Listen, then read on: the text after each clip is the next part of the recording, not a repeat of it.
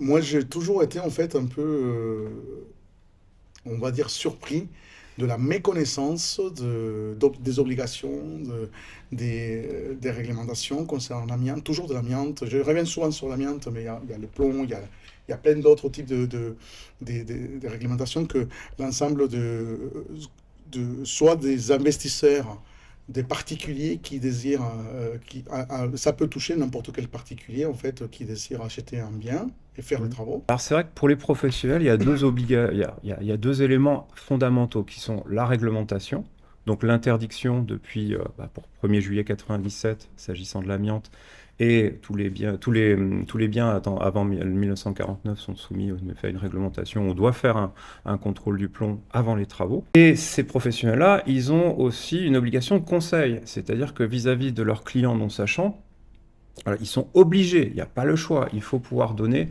une réponse en fait réglementée, cadrée et complète avant de démarrer le projet. Lorsqu'ils font appel à moi, en effet, on va prendre l'exemple du rapport amiante avant de travaux.